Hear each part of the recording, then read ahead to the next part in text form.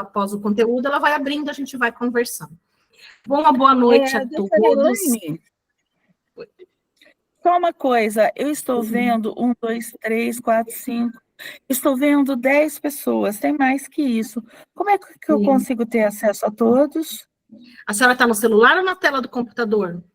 Na tela do notebook.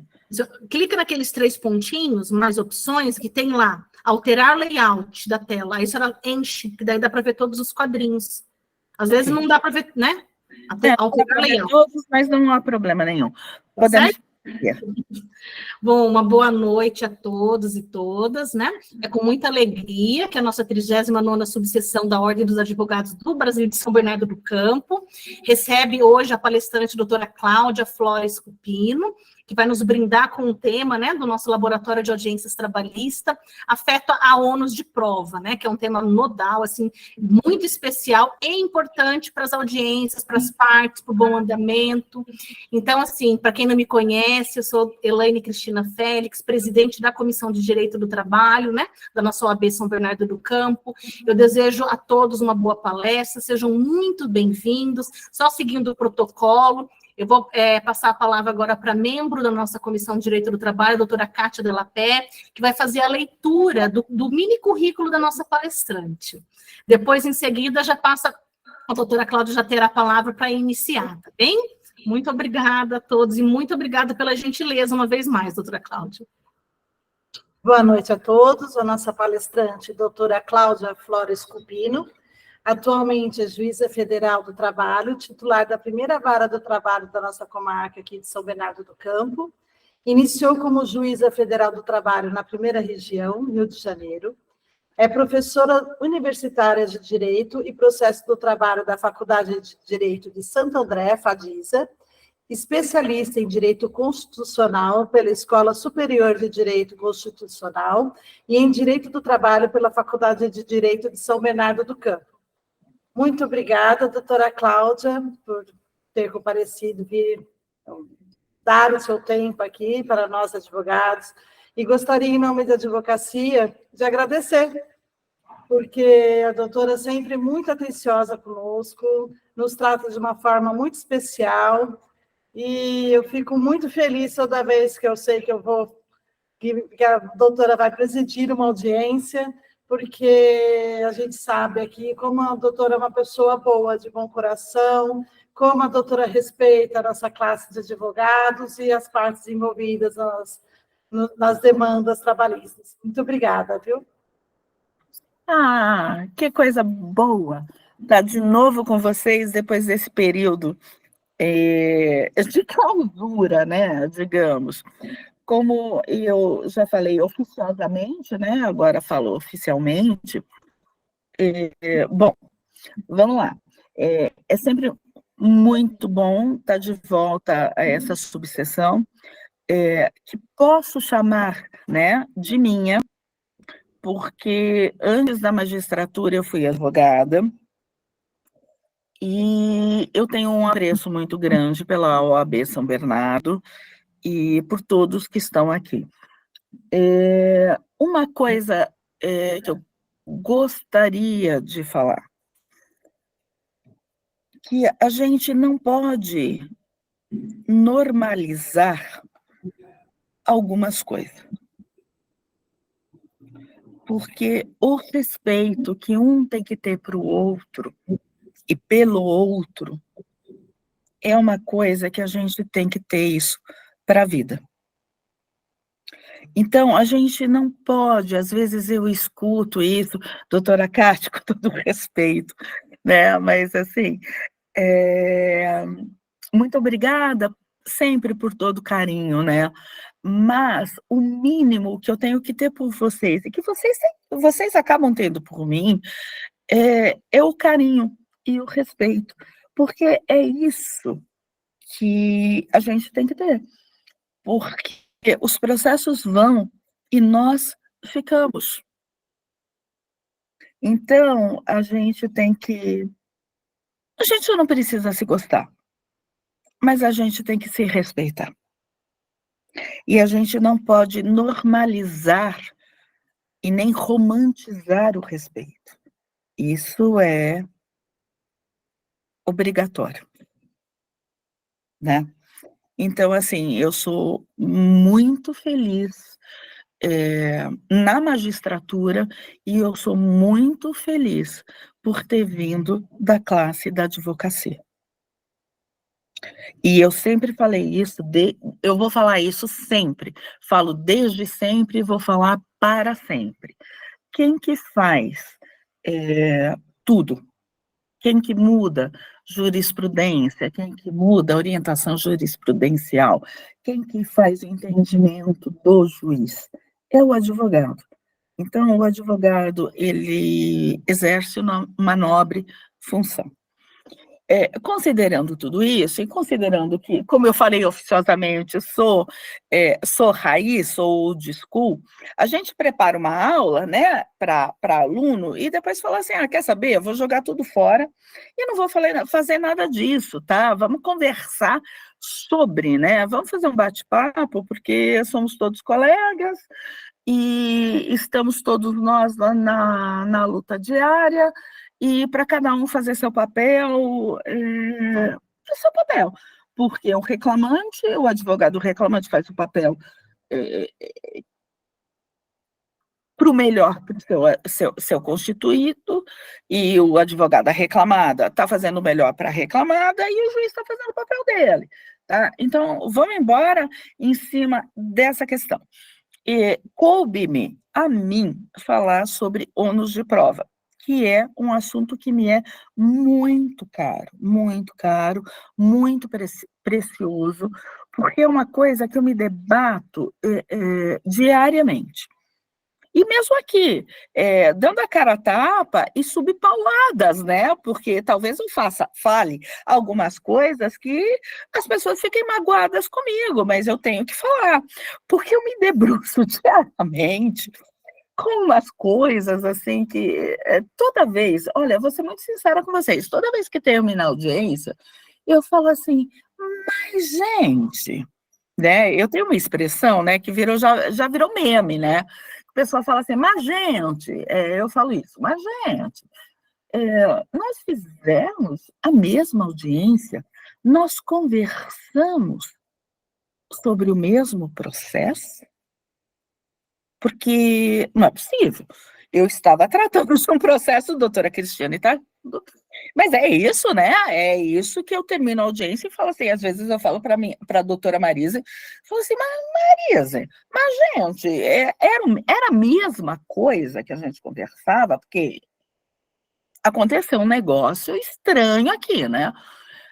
Mas vamos lá. Eu tenho minhas anotações, como eu falei também oficiosamente, né? Porque o tempo vai passando, é professora e vai virando old school, né? Então a gente precisa de roteirinho, né? Para quem se interessar, professor Pietro Costa, né? Ele é um professor de Direito da Universidade de Florença.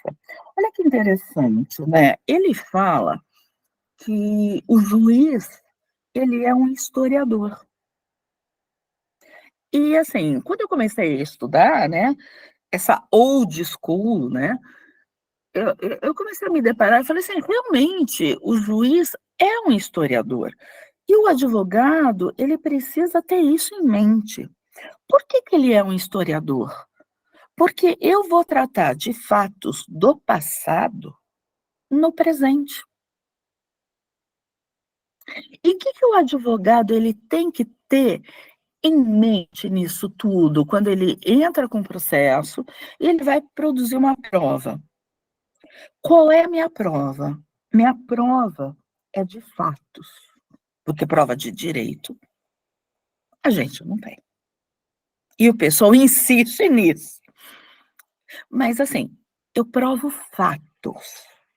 E eu faço a prova para quem? Para o juiz. Eu não faço a prova para mim. Eu não faço a prova para o meu colega, não faço a prova para o meu cliente. Eu estou aqui para convencer o juiz quanto à minha tese. É sobre isso que nós tratamos quando nós instruímos um processo. E aí, obviamente, a partir daí, a gente tem que trabalhar quais são os meios de provas que o direito nos permite. Quais são esses meios de prova? O primeiro meio de prova que o advogado tem é qual? Depoimento pessoal. Só que o depoimento pessoal, e assim, eu vou falar, por isso que eu falo assim, subpauladas, né? Eu tenho muita restrição com relação a depoimento pessoal, porque muitas vezes o depoimento pessoal, ele acaba virando um massacre de perguntas. Mas vamos lá, para que serve o depoimento pessoal? Ele serve para confissão real,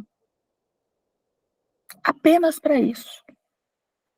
Então, vamos imaginar o seguinte: em que casos a gente tem que dispensar o depoimento pessoal? Assédio sexual, assédio moral. Quem é assediador nunca vai falar que é. E quem foi assediado nunca vai falar que não foi. Então, para que o depoimento pessoal? Eu não vou ter confissão real em relação a isso. Em algumas matérias, eu consigo até ter confissões reais. Horas extras, eu consigo ter confissão real, né? Assinava cartão de ponto, assinava não, marcava cartão de ponto corretamente? Marquei. Ganhou o processo, marcou. Então, a prova documental acaba sendo válida. Ah, não marquei, não marcou cartão de ponto, pula para frente, porque você não tem confissão real.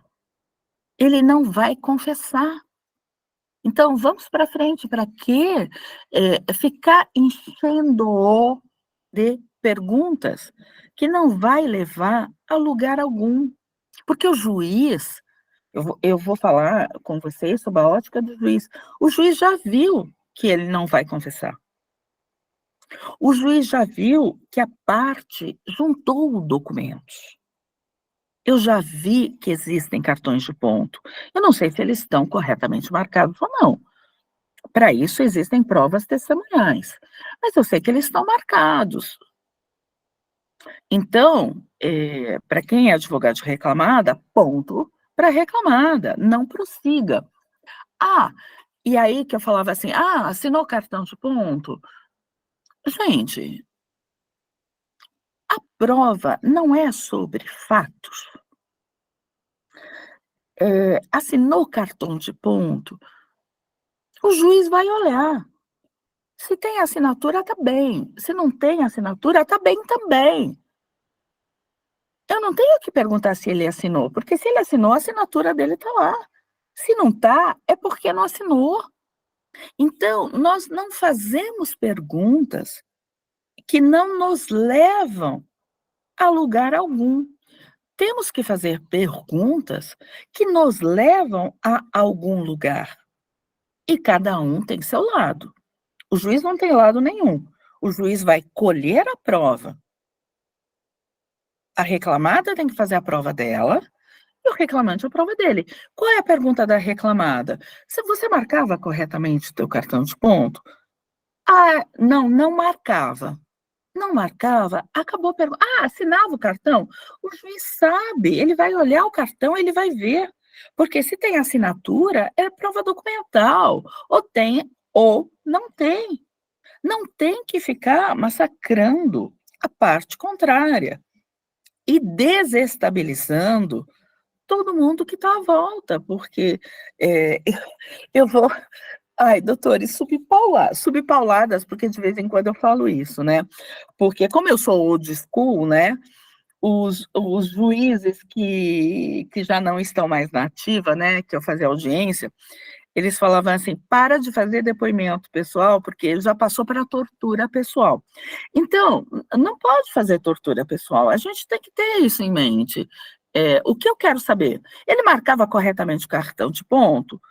Eu marcava, ponto, acabou o processo para quem é advogado da reclamada. acabou, não tem mais pergunta. Você assinava, deixava de assinar, porque se tem assinatura, está lá, se não tem, também está lá. Virou prova documental isso aí. Uma outra coisa que eu me deparo, por isso que eu falei assim, joguei tudo fora, né? Vamos conversar sobre dia a dia, né? Eu quero ouvir a reclamante, mas eu só ouço a reclamada se você ouvir a reclamante. Porque se você não ouvir a parte, eu não ouço a minha parte também. Como assim? Ou você quer o depoimento pessoal para extrair confissão real, ou você não quer. Isso não é, eu ouço se você ouvir. Se você não ouvir, eu não ouço. Isso é muito complicado, porque a gente está falando aqui de boa técnica, apenas isso. É simplesmente isso. O que eu tenho para provar? O que eu quero provar? O que eu quero mostrar pro juiz? É só isso. Existem coisas que em depoimento pessoal nunca haverá confissão real, tá? Então eu já aviso para vocês. Não tentem extrair confissão real em assédio moral, em assédio sexual, em coisas do tipo. E quando eu falo em assédio moral, são todos os pedidos que decorrem de dispensa discriminatória, coisas que nós nos deparamos no dia a dia, como liberdade para ir, não ir ao banheiro, quando ir, como ir, porque, evidentemente, que quem se sentiu lesado, ele vai falar, eu não conseguia ir com a frequência que eu podia. E a parte contrária vai falar assim, eu sempre dei liberdade para tanto. Então, assim, não percam o tempo de vocês com depoimentos pessoais que vocês não vão conseguir extrair confissão real. Sabendo que existem matérias que nós, profissionais do direito, nunca extrairemos confissões reais. Algumas matérias sim, tá? Hora extra, equiparação salarial. Equiparação salarial, normalmente temos confissão real. Hora extra, como regra, acabamos tendo sim, tá? Mas outras matérias a gente não consegue ter. Então, para frente. E uma outra dica que eu falo, e eu não sei por que vocês usam, na época que eu advoguei, eu usei bastante, e é muito bacana, tá? Eu até vou falar para vocês, quem não leu, procure dar uma olhada, tal, nos livros do Nelson Nery Júnior, tá? Ele tem uma literatura que ele fala sobre, e eu gosto muito desse assunto, que são os princípios processuais constitucionais. E ele fala com uma maestria absurda, né? Por exemplo, provas emprestadas. Eu acho que o advogado, ele poderia se valer mais de provas emprestadas. E às vezes ele as tem. E às vezes não usa, tá? Porque normalmente ele fica um pouquinho reticente por conta de um princípio que existe, que é o princípio da imediação. Mas o Nelson Nery fala muito sobre isso, e é muito bacana pesquisar. O princípio da imediação, que é um princípio processual constitucional, ele acaba tendo uma limitação, né? Porque o juiz pode receber essa prova emprestada e dar o valor que essa prova merecer.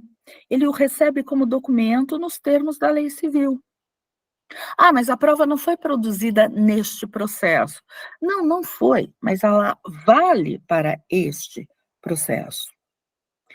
Exemplo que eu dou e que normalmente acontece no nosso cotidiano trabalhista, são os depoimentos pessoais das reclamadas.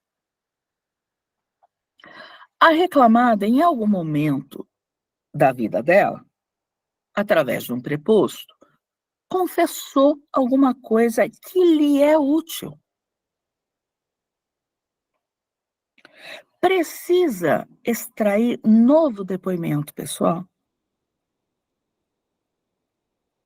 Porque prestem atenção o que vai acontecer. Isso, advogados das reclamadas, perdoem-me, eu sei que vocês fazem isso, e está certo, porque vocês estão trabalhando e está tudo bem. O preposto confessou, vocês mudam de preposto. Eu super entendo, vocês estão fazendo o trabalho de vocês. Só que quando um preposto confessa, acabou o processo. Porque aquele lá, ele estava representando a empresa. Ele não é testemunha. Testemunha muda o depoimento e a gente dá uma colher de chá, porque mudou a visão, mudou uma série de coisas, tal. Só que o representante legal da empresa, naquele momento, fez uma confissão. Vocês continuem fazendo o trabalho que vocês fazem.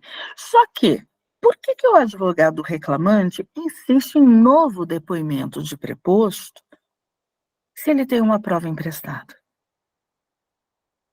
E ele tem uma prova de confissão. Daí, porque, falando em provas, né, porque esse é nosso assunto, por que vocês não usam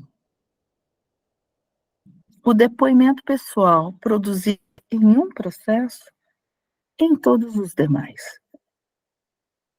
Por que extrair novo depoimento pessoal? Que, obviamente, cada depoimento pessoal, as coisas vão mudar.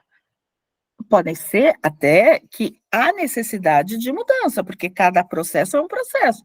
Mas nós temos procedimentos que podem ser idênticos, como falta de registro, tipo de marcação de horário. Então, aquela prova emprestada, ela tem que ser juntada no processo e tem que valer. Não, eu não quero ouvir, porque já houve uma confissão em processo anterior, eu requero a juntada de uma prova emprestada e que essa prova seja recebida e que o juiz dê o valor que essa prova merecer. É isso que é assim que funciona uma prova emprestada. A mesma coisa, depoimento de testemunha. Muitas audiências, elas são adiadas, porque a testemunha não compareceu. Concordo. Mas e se vocês tiverem casos análogos em que testemunhas foram ouvidas? Por que vocês adiam a audiência e não juntam prova emprestada? Aquela empresa, não, isso não serve para todos os casos, obviamente, né? Obviamente. Mas aquela empresa, ela não registra empregados. Então, eu tenho uma prova emprestada para fazer prova de vínculo empregatício. Aquela empresa, ela não permite que os controles de ponto sejam anotados corretamente. É um indício de prova. Se vocês têm esses documentos, por que vocês não juntam no processo e peçam para o juiz os receber como prova emprestada e dar o valor que merecerem? Eu acho que vale a pena a reflexão, seja para empregado, seja para o empregador. Porque também a gente está falando de empregado, mas tem também a questão do empregador. Olha, questão de vínculo, por exemplo, quando a gente tem empresas que tratam de eventos e tudo mais, a gente sabe que muitos empregados são muitos trabalhadores perdão, são eventuais. Então, eu tenho depoimentos sobre a eventualidade. Então, receba isso como prova e dê o valor que isso merecer. Então, quando a gente falar em depoimento pessoal, a gente tem que refletir muito sobre isso. O depoimento pessoal não serve para que a parte conte sobre a inicial, porque o juiz vai ler a inicial, nem sobre a defesa, porque o juiz vai ler a defesa. Mas serve para quê? Extrair a confissão real. Se ele falou que ele não marcava corretamente o ponto, acabou a pergunta. Passa para frente. Vamos ouvir testemunhas, porque é isso que importa. Porque, na verdade, o que vai importar para o processo, se não tivermos uma confissão real, vamos ter que passar, então, das testemunhas. E aí, eu fiz uma anotação aqui também, subpauladas, com muita frequência, eu falo assim, mas doutores, para que isso? Porque muitas vezes o reclamante não tem testemunhas. Ah, mas eu quero depoimento pessoal. Tecnicamente falando, o que isso vai mudar para quem é advogado reclamada? Nada. Porque se ele não tem testemunhas presentes e o fato constitutivo é dele, a reclamada tem que pedir rapidamente, porque se eu fosse advogada reclamada, eu rapidamente pedia o encerramento da instrução processual. Só que eu me deparo com muita frequência, eu quero ouvir o depoimento pessoal. E aí a gente faz aquele papel de juiz chato, né? Para que isso? Porque o meu cliente quer. Doutores, essa é uma frase que ela me assombra há algumas décadas. Porque ninguém fala isso para médico. Ninguém fala isso para dentista. Por que vocês se submetem a isso? O advogado, tal qual um médico, tal qual um dentista, tal qual um profissional liberal, ele tem autonomia técnica. Ele sabe o que está acontecendo no processo. O reclamante está sozinho. Ele não tem testemunhas. Tudo que ele pediu é fato constitutivo dele, consequentemente, ônus da prova dele. Vocês querem o depoimento pessoal tecnicamente, para quê? Porque meu cliente quer. Mostrem para o cliente de vocês que vocês têm autonomia técnica, são vocês que dão a cara a tapa diariamente em audiências, e isso eu sei que não é uma tarefa fácil, é uma tarefa muito difícil, porque a advocacia ela é brilhante e ela é difícil, e mostrem para os clientes de vocês que quem manda naquela hora, naquele momento, são vocês. Porque vocês vão extrair uma confissão real para quê? Vocês ganharam o processo.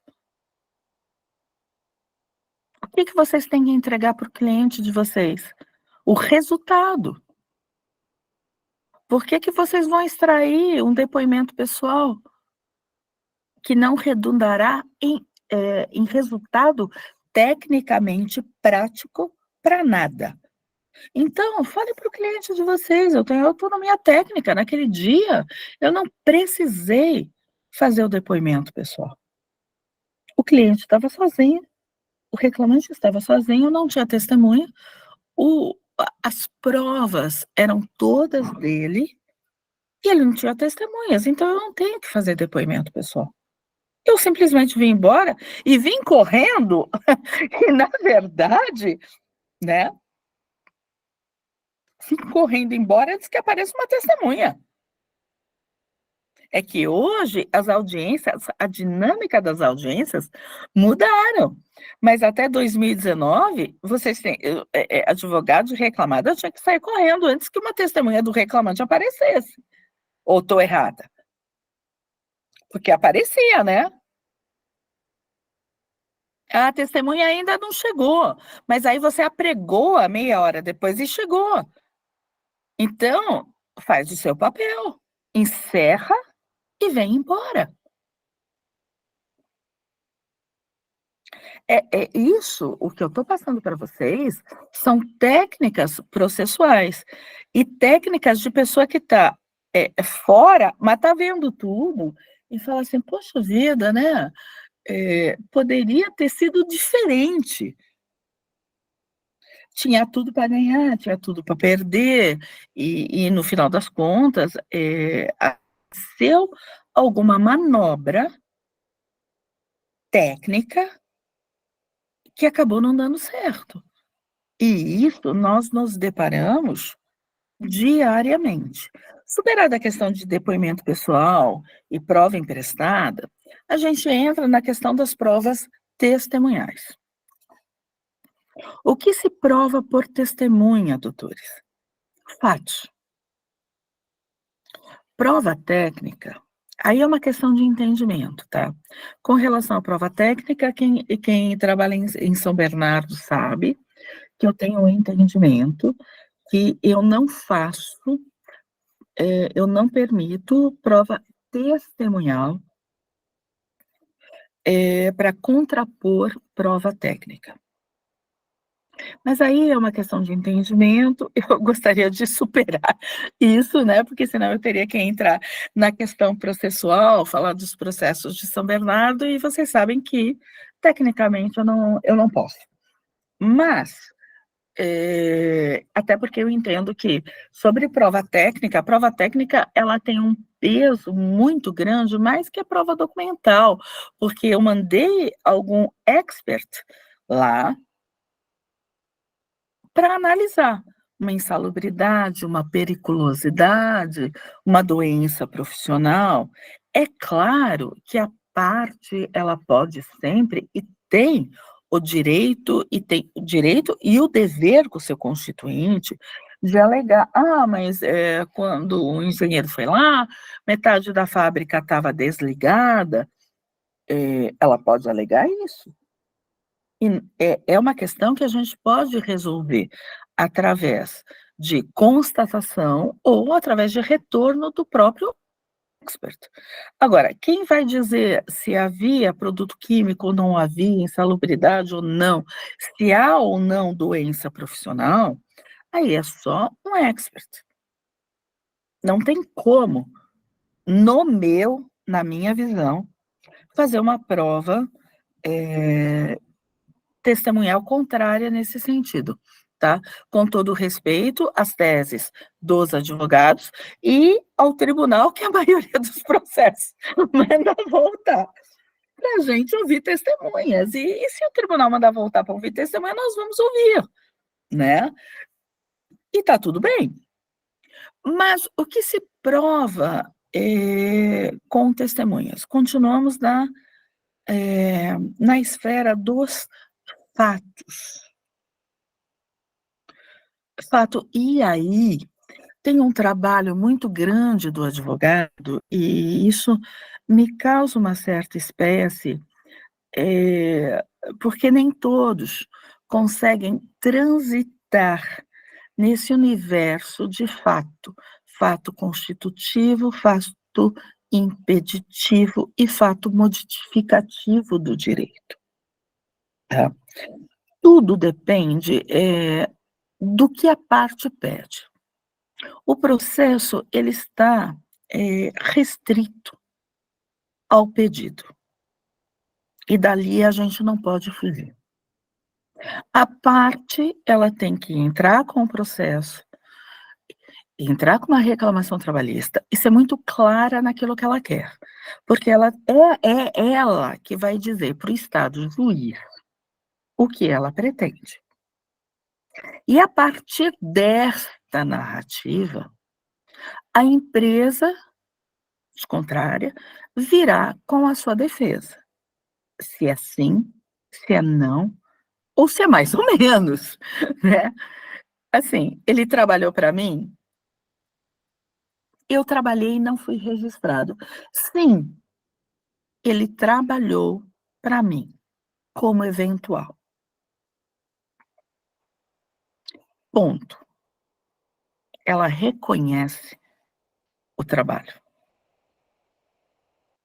E a partir daí, ela traz para si o ônus da prova. Se ela falar, por exemplo, doutor Ícaro, nunca trabalhou para mim. Negou totalmente essa relação de trabalho. Continuamos no fato constitutivo. O fato constitutivo é quem alega a prova. Agora, se houver qualquer manifestação que, sim, houve, mas não era o que se presumia, o ônus da prova é totalmente da empresa. Por isso que, às vezes, olhando pela reclamada, e aí vale, assim, vale uma dica não, né? Quem sou eu para dizer o que as pessoas têm que fazer, né? Ainda mais vocês, que sabem muito bem o que tem que fazer. Vale, né, na defesa do cliente, falar assim, eu nunca ouvi. Porque ao falar, ele nunca para mim, o ônus da prova é totalmente do reclamante, é aquele que alega a prova. E às vezes, normalmente, o reclamante é a parte mais frágil desta relação.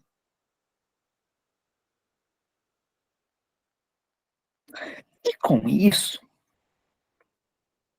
a reclamada ela fica numa situação confortável, porque é o reclamante que vai ter que provar que realmente trabalhou, que realmente fez horas extras, que realmente aquele cartão de ponto não era correto, né? A marcação era irregular e tudo mais.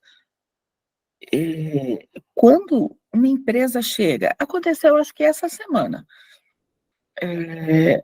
um processo onde o reclamante ele alegou que trabalhava em sobrejornada, ele não marcava o cartão de ponto e que ele queria receber horas extras. Pedido muito comum que nós temos na Justiça do Trabalho. O que a empresa faz?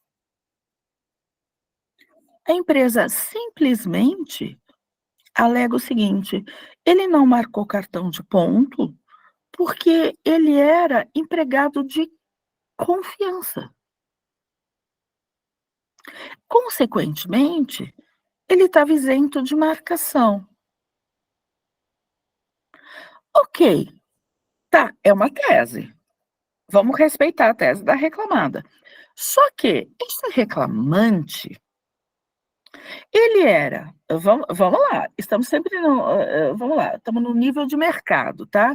Ele está de frios até ontem, ele ganha uma promoção, ele passa a ser líder do setor de frios e ele vira cargo de confiança. Nós que somos técnicos em direito, profissionais do direito, nós sabemos que o cargo de confiança, tecnicamente falando, no direito do trabalho, é aquela pessoa que pode colocar em risco o empreendimento no negócio. É aquele que tem uma procuração. É aquele que mexe em ativos financeiros. Uma pessoa que ganhava R$ 1.500 passa a ganhar 1.800. Ele não é cargo de confiança. Ele nunca vai ser. O que acontece nesse processo? Quando uma empresa alega isso, ela traz para ela o ônus da prova, porque ela alegou um fato impeditivo. Se ela simplesmente falasse, ele nunca fez horas extras, o fato não seria do reclamante, a prova não seria dele. Quando ela alega uma situação dessas, ela traz para ela o ônus da prova. E para trazer um ônus da prova deste porte, ela tem que provar na justiça que ele mexia com ativos financeiros, que ele tinha procuração, que ele poderia colocar em risco o empreendimento e tudo mais. Porque é isso o cargo de confiança. Não é uma confiança que eu tenho aqui com uma pessoa que trabalha comigo. Olha, eu confio na pessoa que trabalha na minha casa há 20 anos. Mas ela tem uma procuração para vender minha casa? Então, juridicamente, ela não é cargo de confiança. E aí, o que acontece?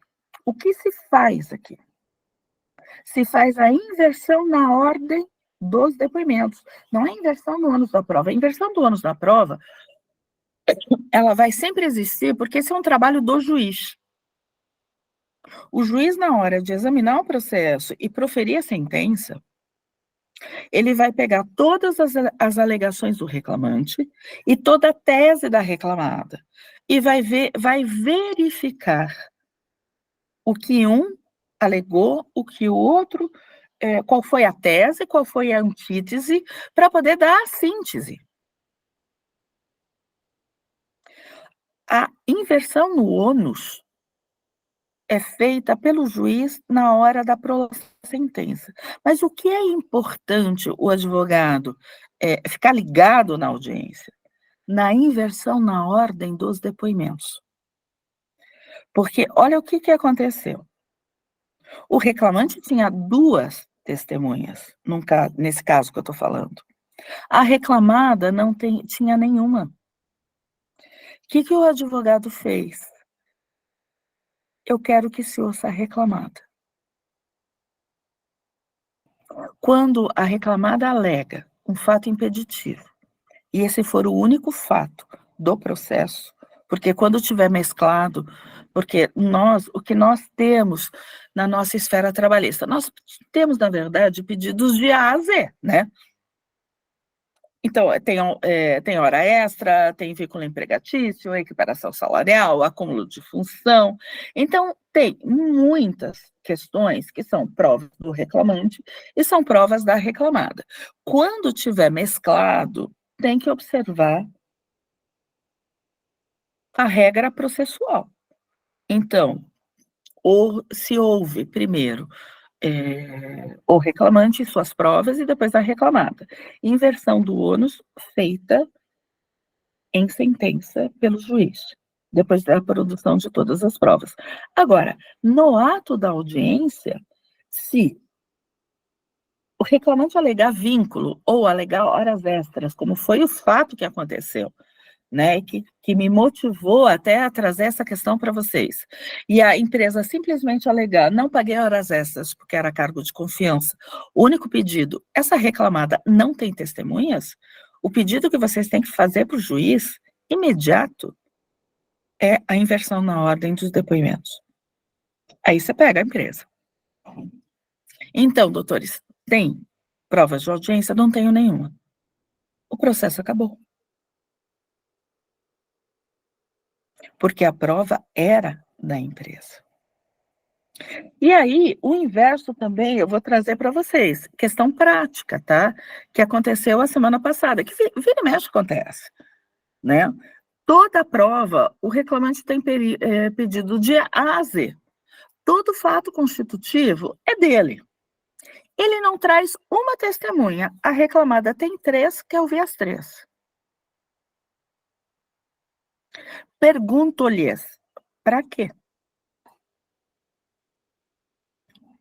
Doutores, eu já ouvi o seguinte, e eu vou falar isso, eu falo mesmo, ai, perdoa, falo mesmo subpauladas, aí eu quero ouvir para parar esta. Gente, doutores, aqui estamos num bate-papo, DR a gente faz em casa, no processo a gente não apara a aresta, não. Reclamante não tem testemunhas, a advogada reclamada sai correndo. É assim que funciona. Não tem que ouvir testemunha. Porque tem que se observar, evidentemente, quem tem o ônus da prova. Alegou vínculo, neguei vínculo. Ônus da prova do reclamante. Alegou vínculo, me defendi com eventualidade, trouxe um problema para mim como empresa. E a maioria dos casos que nós temos de bares, lanchonetes, restaurantes, e só de São Bernardo não, tá? Falo como regra geral. Ah, ele só trabalhava para mim de sexta, sábado e domingo. Ele é eventual? Se ele trabalha de sexta, sábado e domingo, ele é eventual? Ele não é eventual. O que a empresa fez? Ela trouxe para ela o ônus da prova.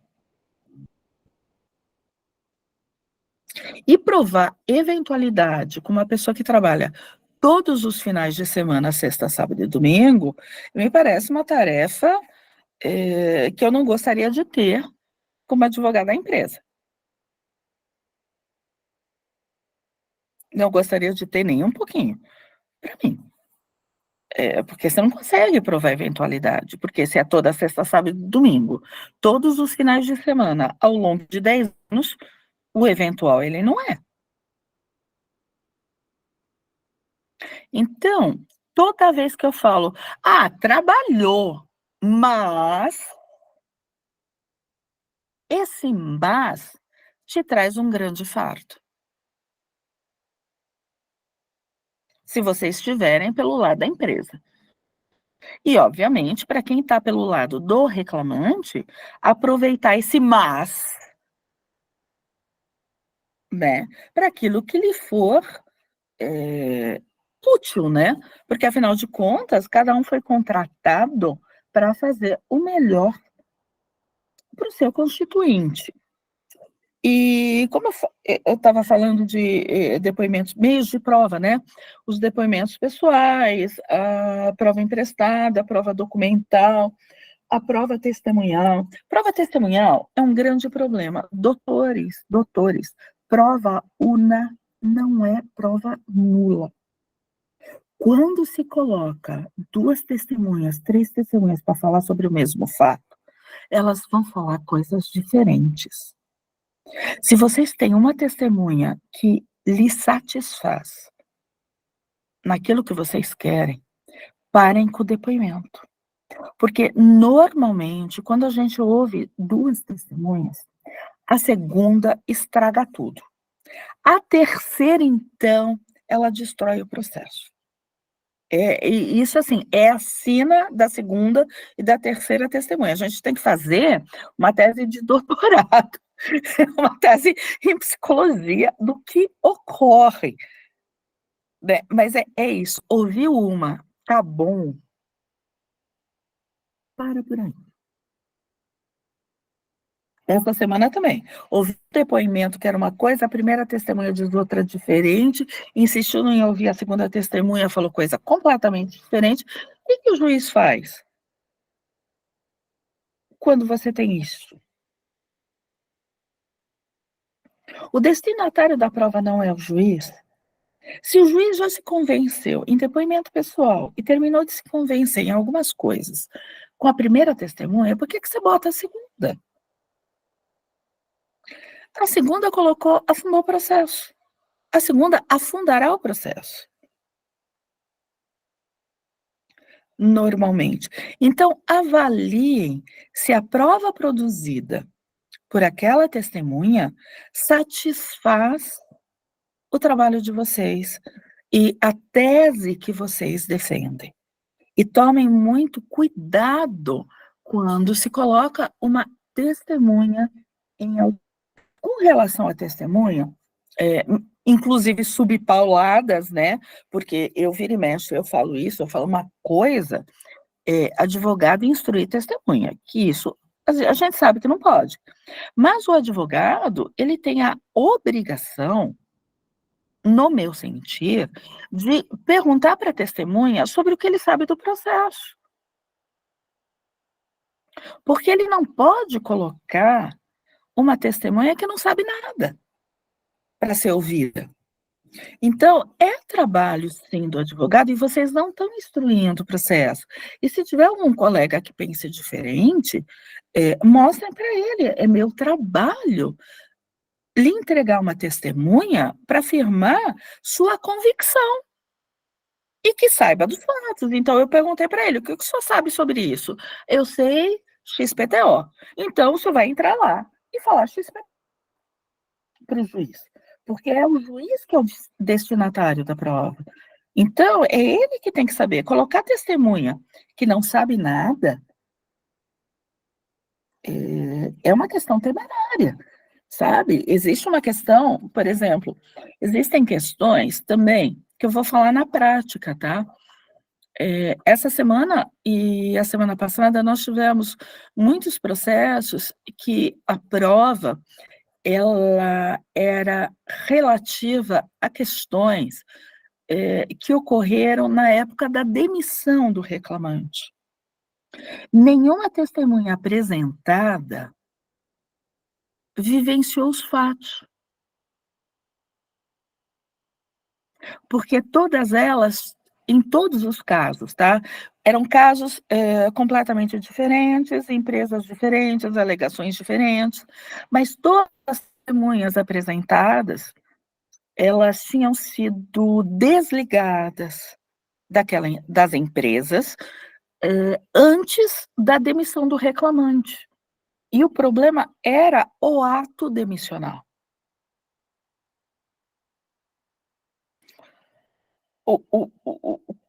O que tem que ser feito? A testemunha que entra, ela tem que ter vivido o fato. A testemunha, a diferença, obviamente, do preposto, que tem que saber dos fatos, ele tem que saber dos fatos porque ele representa a empresa, ele não tem que ter vivido os fatos. Mas a testemunha, ela tem que ter vivido a questão. Ela é uma testemunha ocular. Eu sei porque eu vi. Eu sei porque eu ouvi. Eu sei porque eu ouvi dizer. É complicado. Sei porque eu ouvi dizer quando eu estava fora da empresa. Quando eu estava jogando futebol, ou no bar, ou na igreja, ou não sei onde.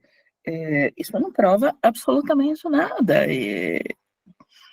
Então, eu acho que o profissional ele tem que ouvir a parte, ele tem que ouvir a testemunha. O que o senhor sabe sobre isso? Nada. Então, não sabe nada, não entra para fazer audiência, porque não sabe nada. Eu sei de ouvir dizer. O processo penal ele é diferente do trabalhista. O processo penal a gente até admite, né, a testemunha de conduta, né? Eu conheço porque é uma boa pessoa. Na trabalhista, eu conheço porque é uma boa pessoa.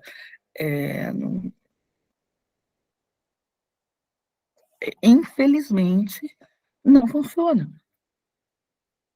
O que é uma pena, né? Porque a gente que está olhando, e eu fico.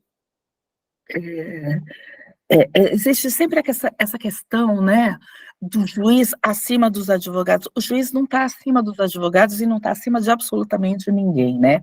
Mas é aquela postura, quando a gente fala acima e entre, é porque a gente está numa posição que consegue ver todos. Essa é a mensagem do acima e entre, da imparcialidade. não da superioridade. Então, é sobre este ângulo que as questões têm que ser vistas, né? Então, o magistrado, nesta posição que ele se encontra, e que a lei nos colocou, a gente consegue ter uma visão muito grande em cima de tudo que está acontecendo. Só que a imparcialidade nos impede de falar qualquer tipo de coisa. Embora, doutores, a maioria dos juízes falam, doutora, parou, doutora, já falou, doutora, já deu, né? Para que, assim, porque as questões já aconteceram.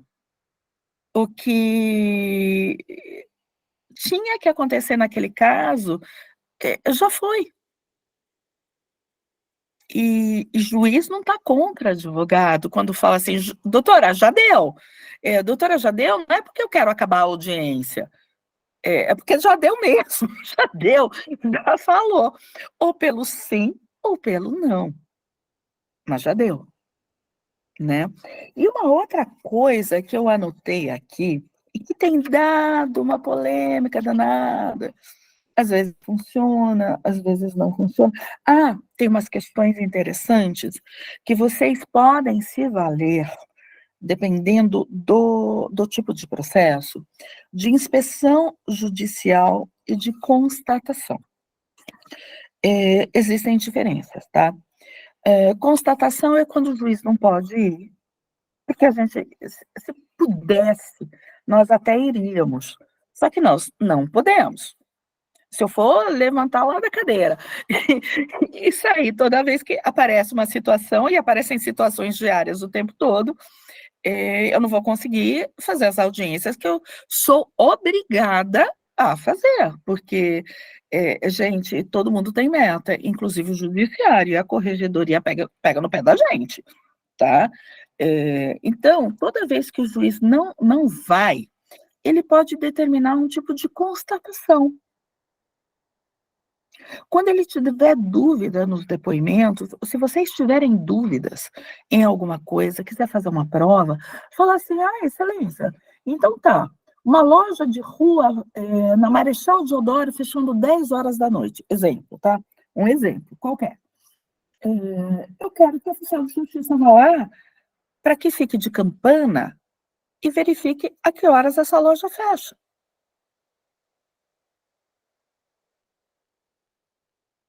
Isso é possível?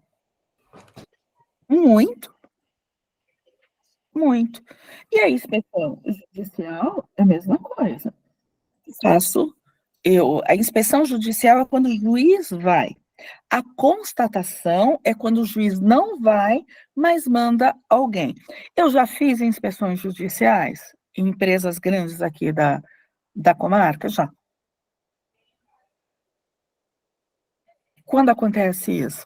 Quando acontecem situações, doutores, e acontece, quem é old school sabe que acontece, é que nós temos laudos, às vezes, que não satisfazem nem A nem B.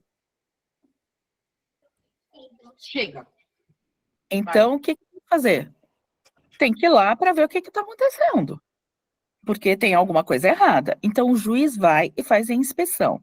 Quando o juiz não puder ir, ele manda o oficial de justiça e vira, ao invés de ser inspeção judicial, vira uma constatação, através de mandado de oficial de justiça, que ele vai lá, ele constata e ele leva essa prova para o juiz e o juiz abre essa prova para a parte. É uma prova muito interessante a ser estudada e abordada, tá? Pelo advogado, dependendo da questão que ele está tratando. Eu acho uma prova muito bacana e que muitas vezes resolve o processo, superadas as questões testemunhais, porque, veja só, a gente tem que ter uma restrição muito grande com relação à testemunha, e eu não vou falar aqui que a testemunha mente, tá? porque não é isso, essa não é a questão. Às vezes, às vezes a testemunha até mente, tá? Mas se mentir, existem meios técnicos de se resolver a questão. Mas uma coisa, a gente tem que ter. Lembra no começo da palestra? Eu não sei se foi oficialmente, doutora Elaine, ou foi oficiosamente, quando a gente batia papo antes de dar o horário regulamentar, que eu falava assim da empatia e da misericórdia.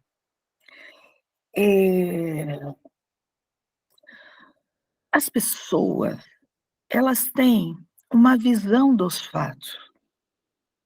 Não é necessariamente, ela não vai estar mentindo para o juiz. Ela vai contar o que ela viu, mas mais do que isso, o que ela sentiu, é a visão dela. E a gente tem que ter a sensibilidade de entender esta questão. E que isso não é mentira, mas é o que é a percepção dela, tá? Da constatação, a gente consegue resolver questões que as testemunhas não conseguiram resolver, por conta da tal de percepção, que às vezes foge. Onde é que a gente percebe que a percepção da pessoa, ela muda tudo? Quando a gente trata de assuntos de assédio moral e assédio sexual. Sempre. Às vezes eu tenho a percepção que está tendo uma situação. Só que às vezes a realidade é outra. A minha percepção é que está tendo um assédio lá. E se os dois estiverem tendo um relacionamento adulto, porque as pessoas são adultas,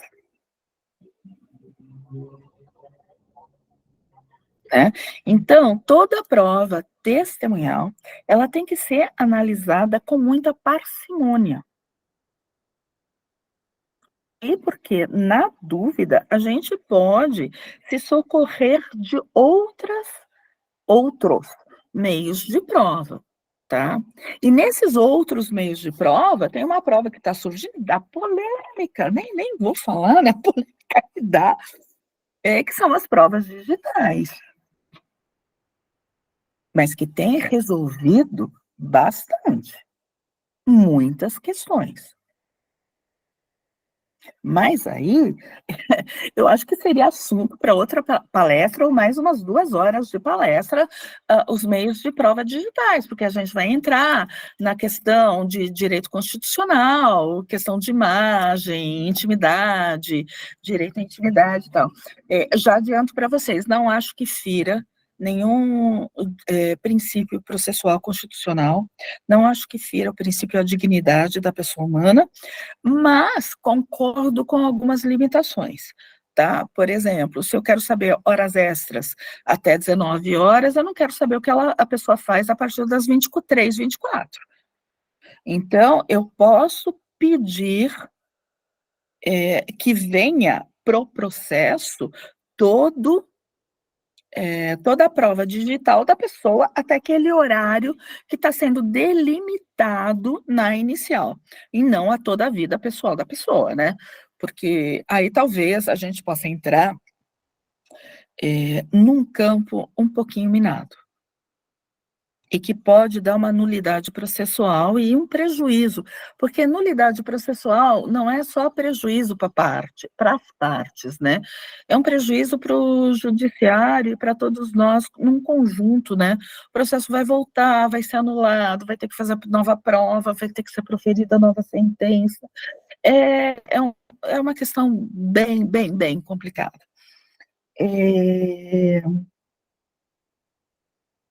Eu, a partir de agora, eu estava vendo 2016, eu estaria aberta a perguntas, porque talvez eu não tenha abordado e não tenha falado de tudo que vocês talvez esperassem.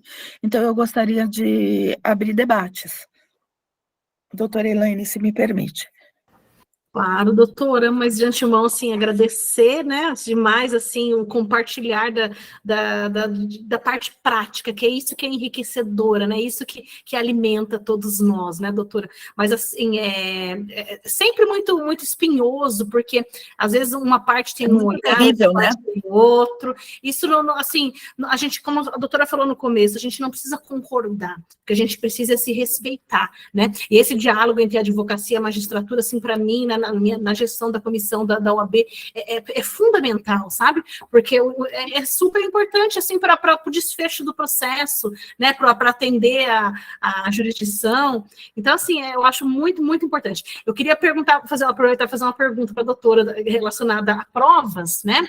Que a doutora mencionou no início da palestra, a prova técnica, né? Quando tem um laudo médico ou um laudo de periculosidade ou insalubridade. Eu percebo, assim, que muitas vezes, em que pese seja uma prova técnica, ela não está exaurida, assim, o laudo não está conclusivo. E em algumas situações, o perito até reporta, fala assim, olha, eu apurei aqui.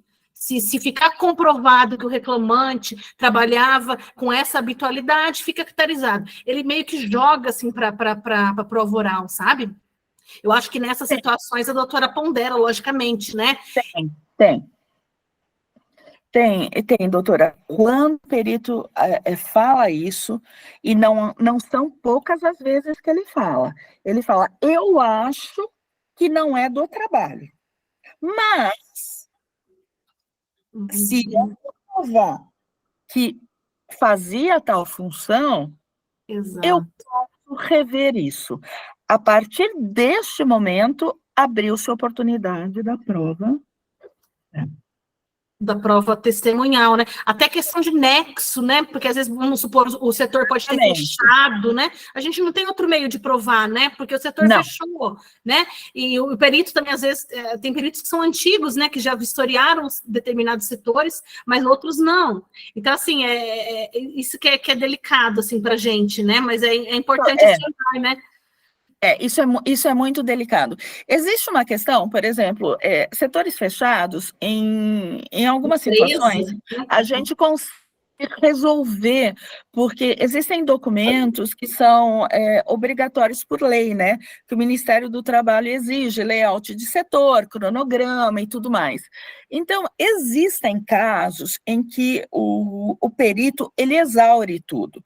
Ele fala, olha, realmente eu analisei os croquis, os cronogramas, eu vi toda a documentação lá do passado e eu concluo que. Só que existem situações que ele fala assim, olha, na atual função, naquilo que ele faz, eu não consigo verificar, mas se ele provar que ele estava exposto a...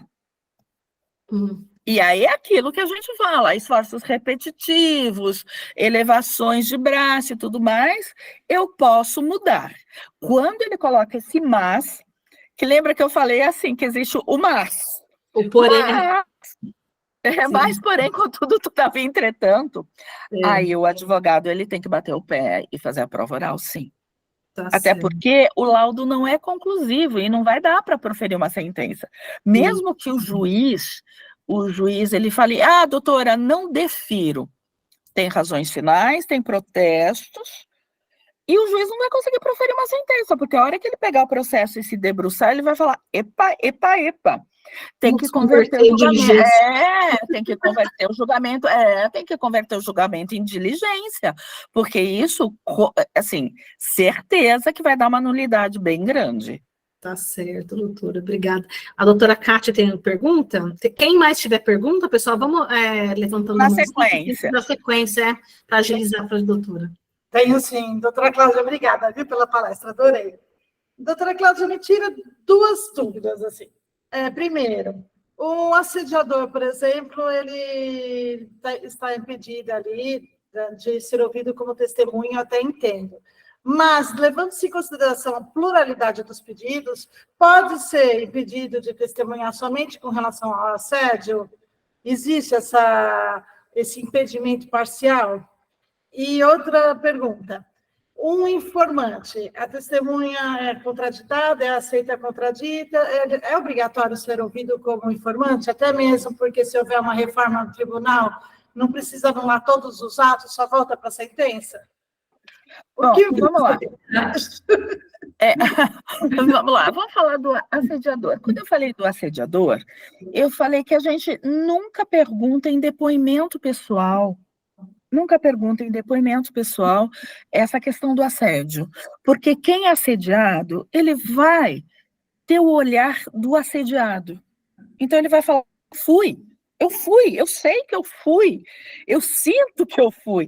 Então ele nunca vai falar, ele nunca vai confessar, não, eu tô aqui de brincadeira, né?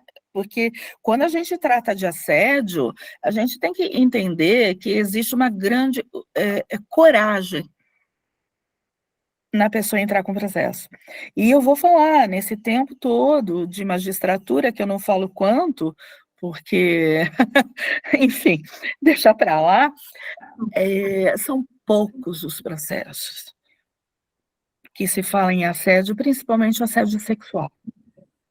A pessoa tem muita vergonha, porque o assediado ainda, em 2023, esse é outro assunto que me é muito, muito caro e muito pesado para mim. O assediado, ele se sente muito culpado. Ele se sente sujo. Então, fazer um depoimento pessoal com o assediado, você vai fazer a pessoa sofrer e você não vai ter a confissão real, porque a reclamada que eu ouvi que não houve assédio. Mas ela está sofrendo, a pessoa está sofrendo e não vai negar. Então, pula para testemunha. Então, eu falava isso, o assediado, ele sofre com todas aquelas consequências psicológicas que a gente sabe que tem. O assediador, ele não vai confessar que ele é um assediador. Então, em depoimento pessoal, a gente pula isso. Vai para testemunhas. Ouvir uma testemunha, o assediador como testemunha, é complicado. É possível? É.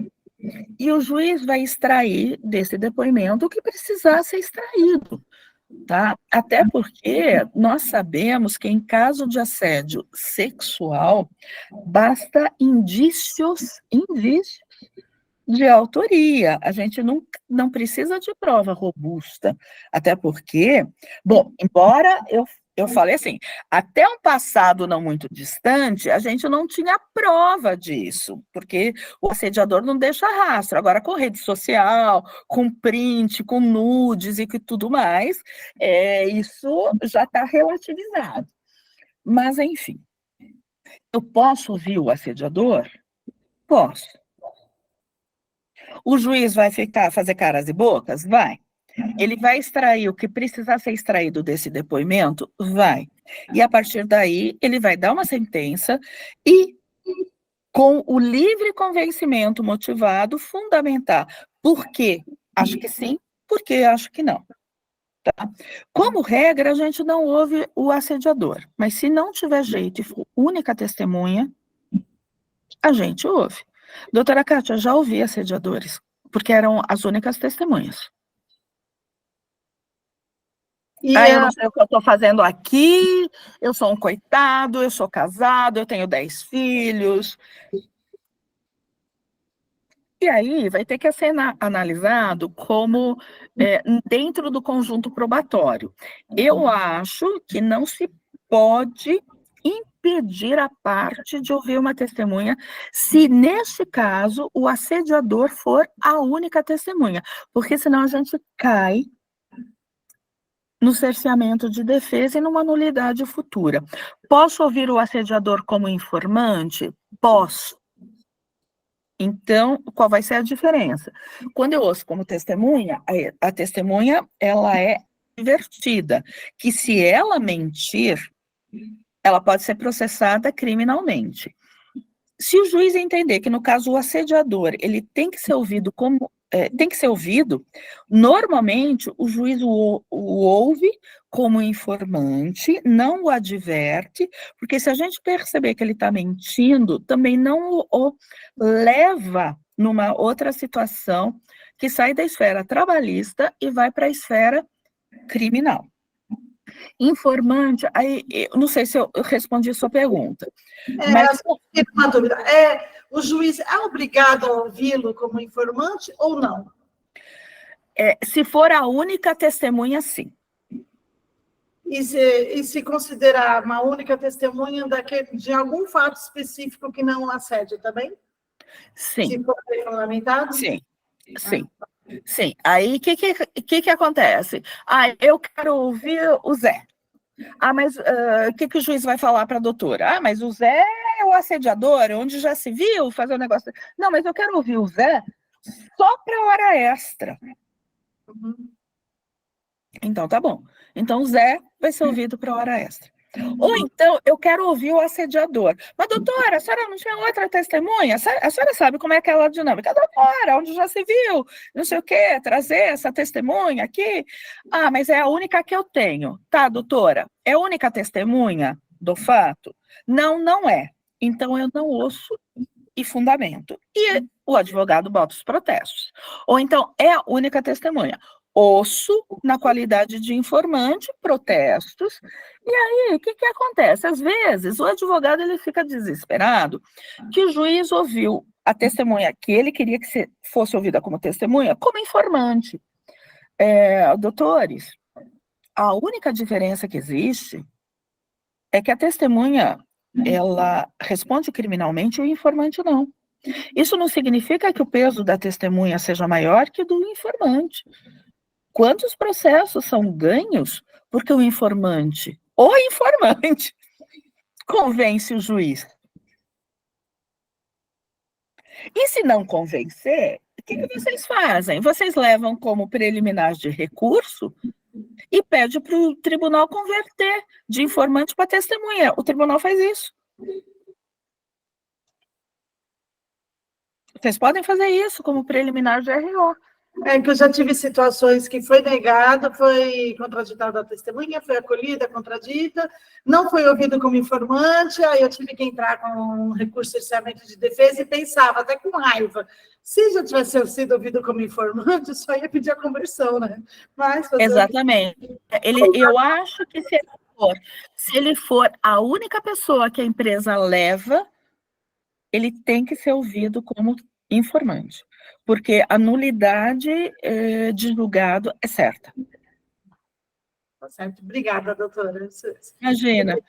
Só complementando, doutora Cláudia, o peso de prova, o peso probante de um depoimento de testemunha de um informante é o mesmo? É o mesmo, porque o que é a prova? Que é isso que eu falei desde o início. A prova é o convencimento do juiz. Vocês fazem a prova para o juiz. Então, às vezes, o reclamante leva duas testemunhas que falam coisas completamente diferentes, e a reclamada leva uma que o juiz não ouve como testemunha, ouve como informante, mas é o único que traz algo plausível. Então, o informante produziu o convencimento do juiz. Sim, entendi, doutor. Entendi, tá claríssimo. O peso é só criminal. Criminal, né? Por questão de quem é juramentado ou não, né? Quem presta o dever de falar a verdade. Exatamente. Peso é criminal. Se mentir, ofício para o MP. O informante a gente sabe que ele pode ter um outro olhar, né? Então é o olhar, porque é o alegado assediador. Gente, casos de assédio sexual, eu ouvi assediador como informante, e eu vou falar, teve um que era namorado mesmo da suposta vítima, teve outro que era o apaixonado da suposta vítima, teve outro que era marido, e assim, se você não ouve... Você não esclarece os fatos. Você não esclarece, não forma o convencimento. Exatamente. Porque, assim, aquela frase que a gente ouvia de papai, mamãe, vovó, bisavó, nem tudo que reluz é ouro, se aplica aqui, hein? Exatamente.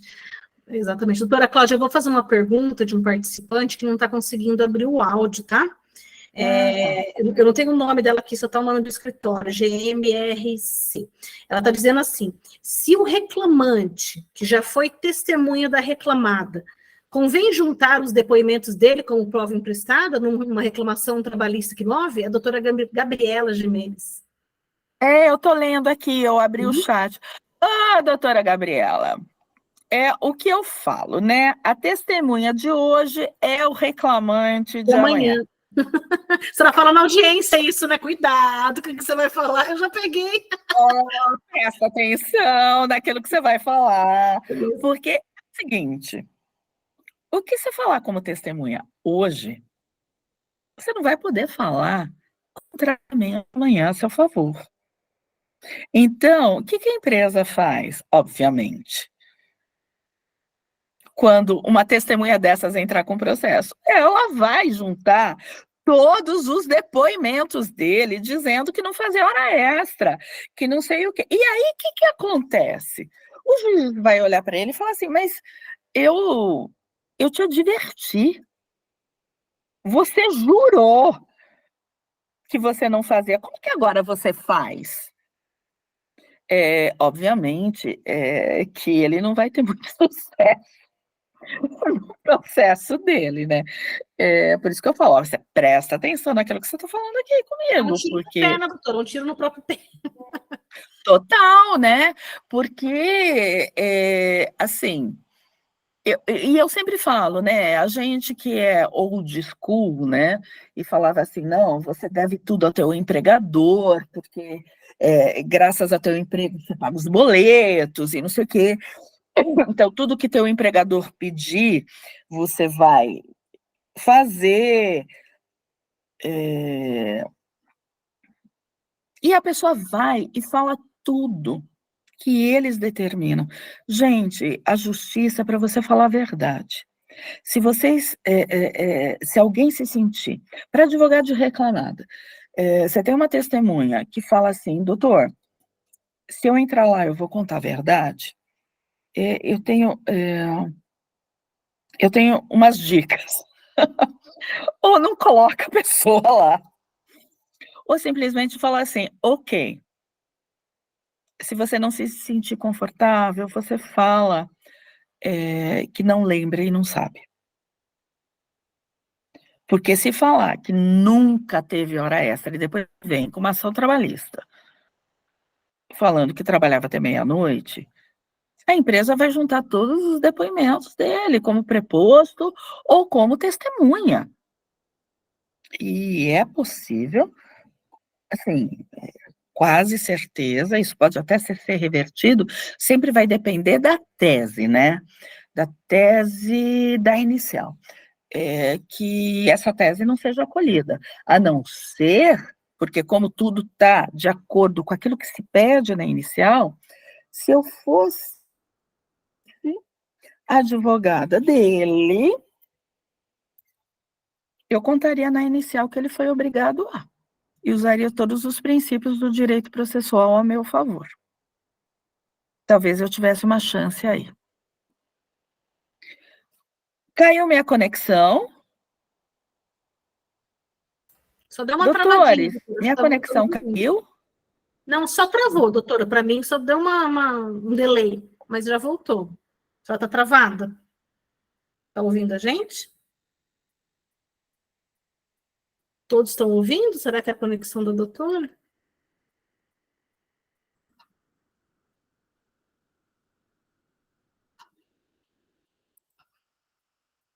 Ih, travou a doutora Cláudia. Vamos ver se ela restabelece, Johnny. Você faz sua pergunta, tá bom? Foi só ela mesma, né? Tá todo mundo. Às vezes cai, a minha deu uma travadinha até no meio, mas voltou, né? Ah, que palestra boa de assistir, né? Gostosa? Gostoso, gostoso. Ela vai. Ai, saiu.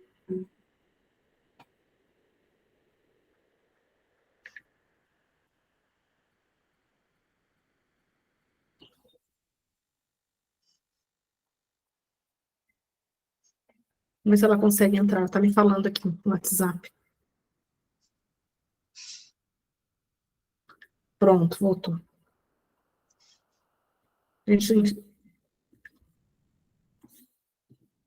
Doutora Cláudia? Voltou? Está com o microfone fechado. Aí. Voltei. Doutora, escutei minha última fala, porque eu já não sei mais, porque eu fiquei falando, quando eu percebi já tinha caído tudo. Não, foi até o fim, a senhora falou assim, vocês estão me ouvindo? No momento, né, que travou para mim? Mas... Porque vocês me ouviram, né, que eu falei que se eu fosse a advogada desta pessoa, eu colocaria na inicial algumas coisas já para dar o alerta. Então, eu já desarmaria a reclamada. Uhum. Mas nesse caso, doutora Cláudia, não estaria afirmando que deu um falso testemunho, que é crime?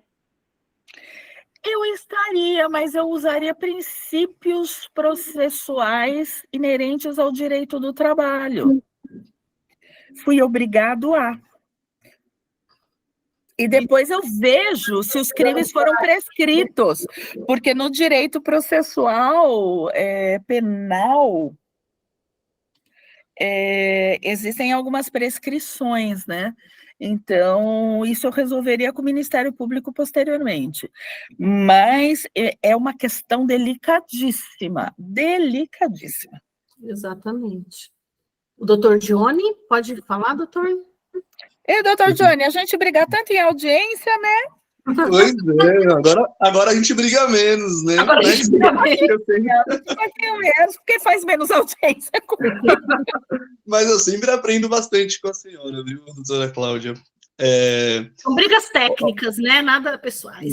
Total, só técnica. Não, sempre técnicos. Inclusive, pautado ainda num dos princípios que a senhora ensina na audiência, fala assim, ó, quando a testemunha senta nessa cadeira aqui, não importa o que vocês conversaram lá fora, viu? Que vai mudar a chave, né? Ela vai muda falar... total, né? Vocês, às vezes, doutores, às vezes, eu não estou falando que o advogado está fazendo isso, tá? Eu estou falando que, às vezes, porque antes da pandemia, eu sempre pegava o elevador junto com todo mundo. Então, a gente ouve o reclamante falando umas bobagens para a testemunha. Então, às vezes, a testemunha entra lá, porque... É por isso que eu falo que testemunha é uma questão complicada, né? Porque é o aspas, né? É o parça dele, é o brother dele, é o amigo dele. Ele tá lá para ajudar. Só que você dá uma prensa, você fala um pouquinho mais duro, ele desmonta, né, doutor? E aí, excelência, deixa uma pergunta nesse sentido, que assim, muitas das vezes, igual a senhora falou, o fato constitutivo é do reclamante, né? E o reclamante, coitado, convida, às vezes as pessoas estão trabalhando na empresa, não pode ir, não quer se comprometer, porque às vezes tem a intenção de voltar até trabalhar na empresa novamente. E aí a empresa, às vezes, leva uma testemunha que o reclamante fala assim, ó, doutor, se ele entrar, ele vai falar a verdade para o juiz. Mas só que quem levou, obviamente, foi a empresa, né? E a senhora acha que vale a pena o advogado falar para o juiz, olha, excelência, tem uma testemunha lá fora, queria ouvir como testemunha do juízo nesses casos? Eu acho que é super vale, porque existem testemunhas, quando a gente fala em testemunha e fala na questão técnica, né, a questão técnico-processual, a testemunha é do juiz. Se a parte ou a parte leva, existem testemunhas do juízo e existem testemunhas, já ouviram falar em testemunhas referidas? Sim. Então, 3 testemunhas de cada lado e todo mundo fala no Zé. Porque o Zé, e aí o juiz pega e fala assim, eu quero ouvir esse Zé. Isso. Alguém que me traga o Zé. Essa é a tal da testemunha referida, né? O que acontece? O advogado, qual é o papel do advogado? O que vocês aprendem na faculdade?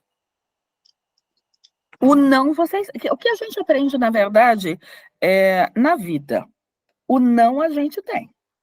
Isso mesmo. Se pedir ganhar, você tem 50%. Se pedir, você tem 50% de chance de conseguir. Então, qual é o trabalho? Eu falei assim, eu não pude trazer uma testemunha por causa... Aí você traz esses argumentos que a gente sabe que isso é real. Isso é super verdade. Eles não vêm, eles não querem se comprometer, eles têm medo, tal, mas a reclamada trouxe. Aguarde, porque às vezes a reclamada faz questão de ouvir. E naquele dia, o juiz olha para a reclamada e fala assim: ô, doutor, o reclamante não trouxe uma testemunha, só quer ouvir a sua, eu vou ouvi-la. Porque o senhor já presenciou essa cena. Já. Porque a reclamada insiste. Agora, se a reclamada espertamente falar, eu não quero ouvir, faça o requerimento. Porque talvez não existe a obrigatoriedade, mas talvez o senhor tenha 50% de chance de ter o requerimento deferido. Perfeito. Perfeito. Obrigado. Tem que fazer sempre. O não, o senhor já tem. É isso mesmo. Prazer revê-la. Em paz. Todo meu. Mais alguém, pessoal? Também não quero desgastar a doutora, né? Não, é sempre um prazer. Uma delícia, né? Não dá vontade de acabar. E ainda mais quando é online, a gente não quer acabar, né? É presencial, às vezes, fica aquele desconforto. Vamos embora, olha, tarde da noite. Agora, online, a gente quer ficar, né? Bom que queiram, né? Porque, de repente, eu não fui tão ruim assim. Não, doutora, de jeito nenhum, de maneira nenhuma, nós só temos a agradecer. Sim, esse compartilhar, essa troca é muito rica, né? Isso enriquece a gente, porque a gente nunca sabe tudo de tudo, sempre é possível e é necessário lapidar, né? Às vezes essa questão do peso do corpo, e nunca saberá. É interessantíssimo. E eu só tenho a agradecer, doutora, assim, em nome da nossa subseção, da OAB, a diretoria transmite o agradecimento ao doutor, o presidente, o doutor Luiz Bertanha, e todos, né? Assim, agradecer a disponibilidade da doutora, a ajuda, e assim, com a promessa, né, de poder contar com a doutora futuramente, seja de forma online, que também é uma delícia, dá super certo nessa forma pedagógica, né? A gente não perde nada. Bacana, né? Ou presencial, né? Assim, a gente espera poder contar com a doutora, né, novamente numa próxima oportunidade. Doutora, muito obrigada mesmo por toda a ajuda, né? E eu acho que todos têm o mesmo sentimento, né, de agradecimento. São dicas valiosas, são compartilhamentos valiosos, né, que só acrescenta e enriquece a advocacia, né? E essa troca, né, magistratura, advocacia, é sempre muito necessário, né? É sempre muito necessário. Então, assim, da minha parte, é só agradecer, né? Eu acho que todos têm esse sentimento. Muito, muito obrigada, doutora, pela disposição, e esperamos vê-la, né, novamente numa breve e próxima oportunidade. Muito obrigada, doutora Elaine. Eu vi um comentário da doutora Sheila. Cadê a doutora Sheila, que eu não vejo? Muito obrigada pelo carinho, pelas palavras. Obrigada a todos pela presença e estou sempre aqui à disposição. E se me chamarem, eu vou ficar sempre muito feliz. E, na medida do possível, eu atenderei a todos vocês. Claro, claro. Mas está ótimo, doutora. Muito obrigada, viu? Obrigada mesmo. E nos despedimos, né? Encerramos com todos. Obrigada também aos participantes, né?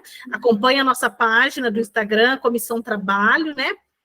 E o site também da OAB tem os nossos eventos. Nós vamos ter a terceira parte, a doutora nos brindou com a parte 2 do Laboratório de Audiências Trabalhistas. Teremos a parte 3 com o professor de Ribeirão Preto, professor José Antônio, não sei se a doutora conhece, a doutora Cláudia, professor também. Eu até ia falar, a primeira foi com o Brizelli, né? Isso, ele tem um perfil Audiências 4.0, depois se a senhora seguir no Instagram, é muito interessante, Audiência 4.0. Ele é muito bom, ele é uma graça, ele é muito bom. Sabe quem é, né? Então, assim, ele tem, assim, um carisma muito grande, milhões de seguidores, né? Atende o Brasil todo. Então, assim, ele vai fechar conosco a terceira parte do Laboratório de Audiência Trabalhista. O Brizelli vai fechar? Não, o doutor José Antônio. Desse perfil Audiência 4.0. Mas o doutor Brizelli também é uma outra graça, né? Que também nos ajudou muito. Então, é isso, pessoal. Vou seguir, sim. Muito obrigada. Até a próxima, doutoras. Muito obrigada. Doutores, até a próxima. Muito obrigada. Obrigada, até mais. Ítalo, daí você encerra. Como que a gente pode fazer para não perder a gravação? Doutor Ícaro ainda está aí? Eu não posso